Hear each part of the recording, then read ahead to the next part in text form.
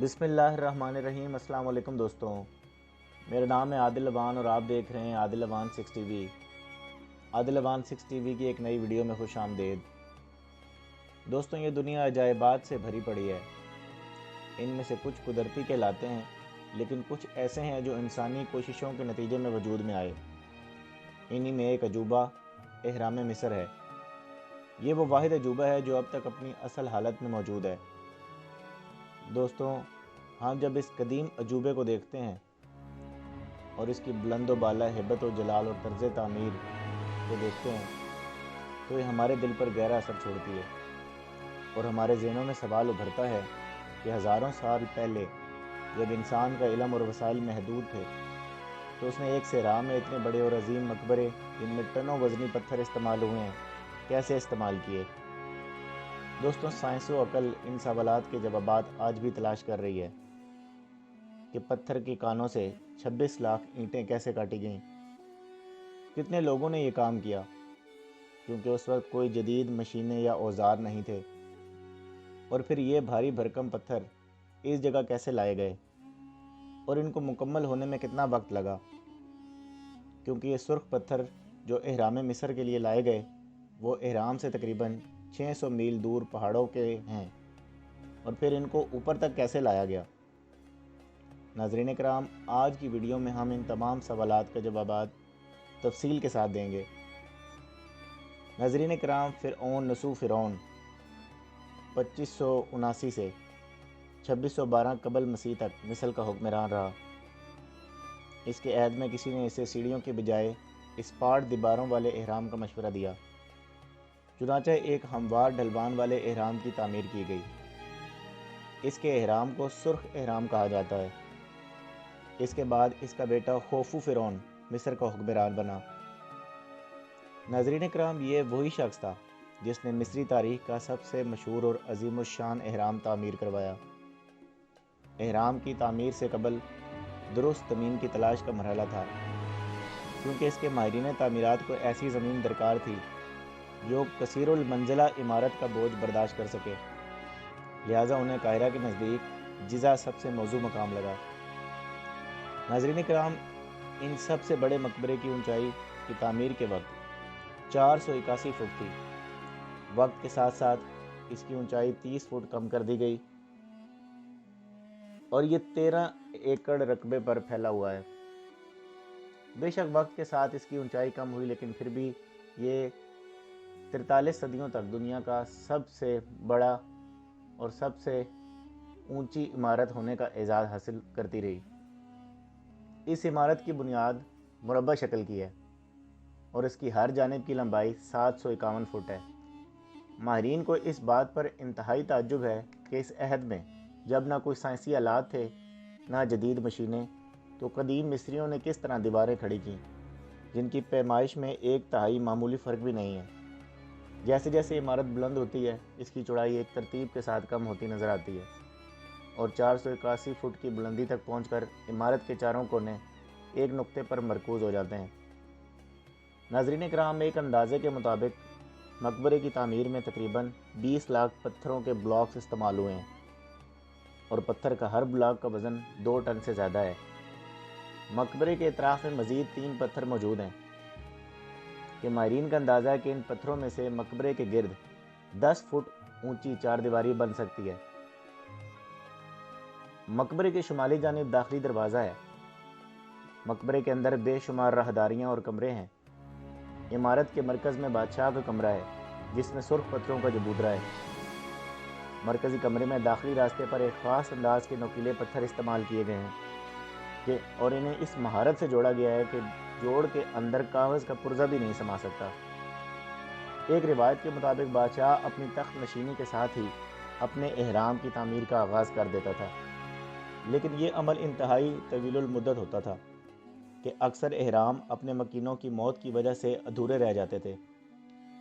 ناظرین کرام، مصر میں دریافت ہونے والے اکثر اہرام ستارہ اور جزا میں ہیں۔ ستارہ پتھروں سے تعمیر کردہ دنیا کا سب سے قدیم عمارتوں کا مرکز ہے۔ یہیں پر میمفش، ڈی جوزر اور خوفو کے اہرام موجود ہیں۔ 2184 سے 2686 قبل مسیح تک حکمران مصری بادشاہوں میں اہرام بہت مقبول رہے۔ بعد میں آنے والوں نے اگرچہ ایسے اہرام بنائے جو چھوٹے تھے اور زیادہ مقبول نہ ہوئے، مگر یہ اہراموں کی تعمیر کا سلسلہ جاری رہا۔ جدید مصری سلطنت جو 1550 سے 1070 قبل مسیح تک قائم رہی، اس میں بڑے بڑے اہراموں کی تعمیر کا رواج رہا۔ ناظرین کرام، کچھ قدیم مصریوں کے نزدیک اس طرح کے مقبرے بنانے کا مقصد یہ تھا کہ مرنے والے فرعون کی روح بآسانی جنت تک پہنچ جائے۔ جزا کے علاقے میں تعمیر کیے گئے اہراموں کے بارے میں خیال کیا جاتا ہے کہ ان کی تعمیر میں کم از کم 1,00,000 مزدوروں نے حصہ لیا۔ ماہرین آثار قدیمہ کا کہنا ہے کہ سب سے قدیم دور میں تعمیر ہونے والے اہرام بہت بڑے اور اعلیٰ تعمیر کا شاہکار تھے، لیکن وقت کے ساتھ ساتھ ان کی جسامت چھوٹی ہوتی گئی اور تعمیر کا معیار بھی گرتا گیا۔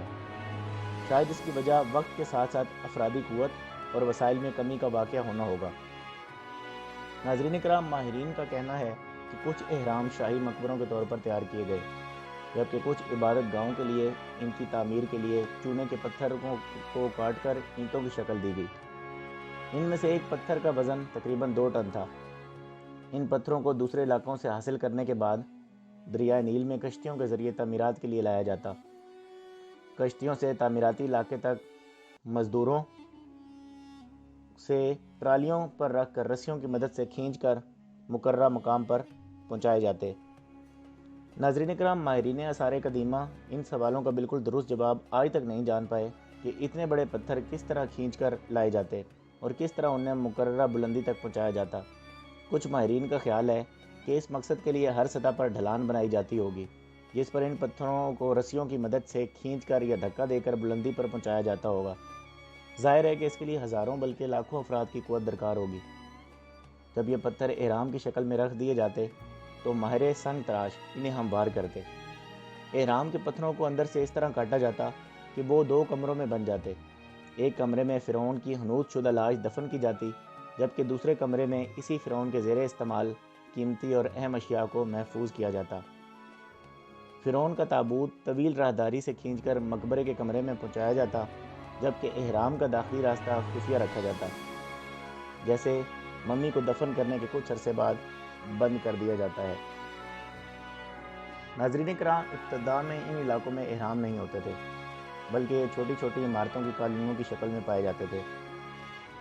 چھوٹے اہرام ملکہ کے لیے اور دیگر شاہی افراد کے لیے بنائے جاتے تھے۔ اہراموں کے اطراف دیواریں ہوتی تھیں اور ایک راستہ دریا کی طرف جاتا تھا، جہاں 2 مندر تھے۔ ایک دریائے نیل کے ساحل پر تھا، جسے ویلی ٹیمپل کہا جاتا تھا۔ اس میں فرعون کی تدفین سے پہلے آخری رسومات ادا ہوتی تھیں۔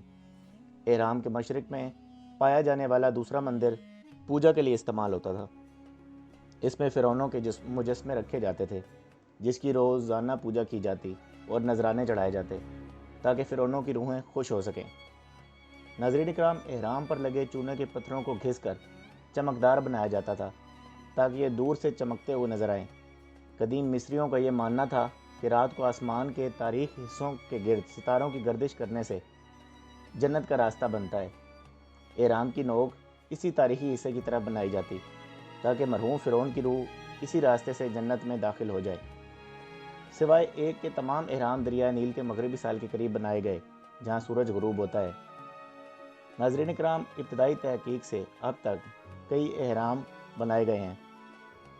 1842 میں کارل لیفس نامی ماہر آثار قدیمہ نے پہلی فہرست بنائی، جس کے مطابق اہراموں کی کل تعداد 67 تھی۔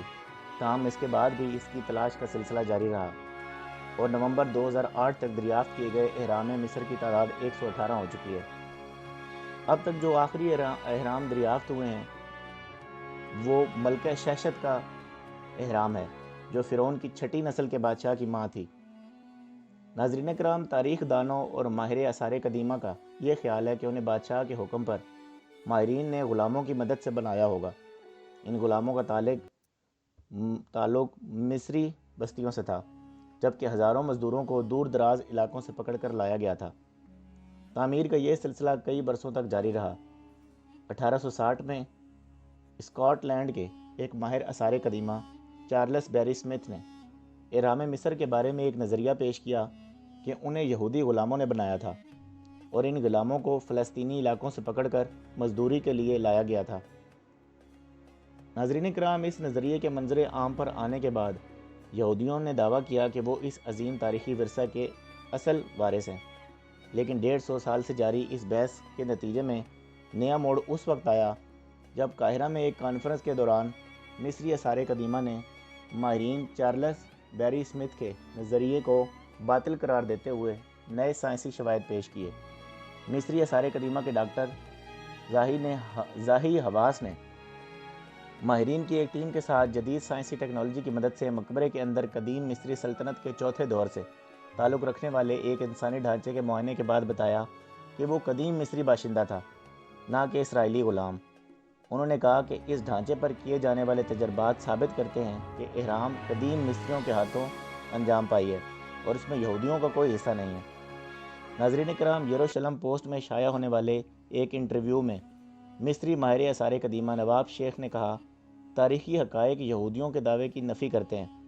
انہوں نے کہا کہ قدیم مصری تاریخ میں 19ویں سلطنت میں اسرائیلی غلاموں کی موجودگی کے آثار ملتے ہیں۔ یہ 1300 سال قبل مسیح کا زمانہ ہے، جبکہ عظیم اہرام اس سے بھی 1400 سال پہلے چوتھی سلطنت میں تعمیر ہوئے تھے۔ اسرائیلی ماہر آثار قدیمہ بھی اعتراف کرتے ہیں کہ اسرائیلی ماہرین کے اس دعوے پر کبھی اظہار نہیں کیا کہ یہ اہرام یہودیوں نے بنائے تھے، کیونکہ اہرام مصر کے بارے میں کسی بھی اسرائیلی کتاب میں اس بارے کچھ نہیں کہا گیا۔ ناظرین کرام، مصری اسکالر ڈاکٹر شعیب کہتے ہیں، اہرام کی تعمیر کرنے والوں کا کھوج لگانے کے لیے ہمیں قدیم تاریخ کا جائزہ لینا چاہیے، اور تقریباً 5000 سال قبل اہرام بنانے والے لوگ غلام نہیں تھے، بلکہ دریائے نیل کے کنارے پر آباد قدیم مصری باشندے تھے۔ دریا میں ہر سال سیلاب آتا تھا اور بستیوں میں رہنے والے لوگ اپنے گھر اور مال و اسباب سے محروم ہو جاتے تھے۔ مشکل کی اس گھڑی میں بادشاہ ان کو خوراک، رہائش اور زندگی کے دیگر بنیادی سہولتیں دیتا تھا۔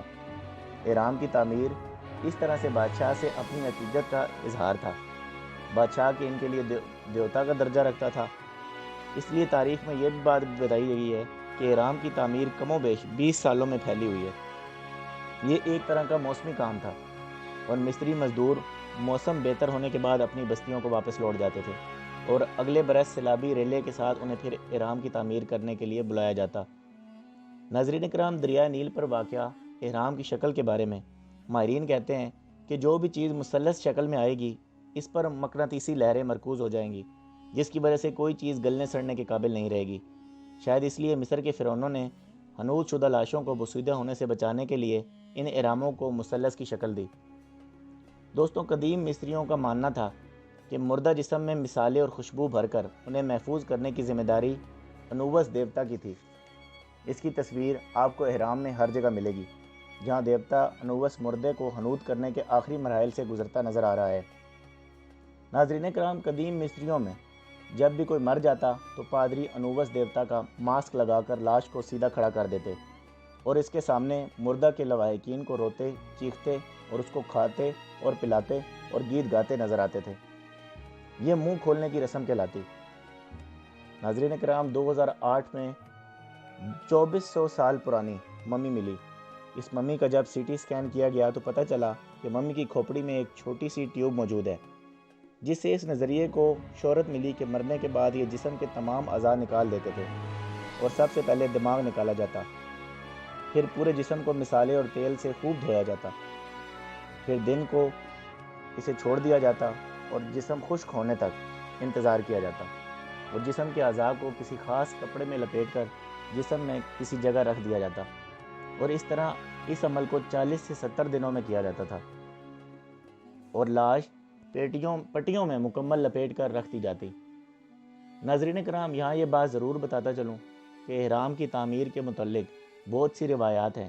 کہا جاتا ہے کہ یہ تعمیر انسانی کام نہیں ہے، ان مقبروں کو جنات یا کسی غیبی مخلوق نے بنایا تھا یا پھر کسی دوسرے سیارے سے آئی ہوئی غیر قوم نے اس حیرت انگیز کام کو پایہ تکمیل تک پہنچایا تھا۔ ناظرین کرام، آپ اس بارے میں کیا خیال کرتے ہیں؟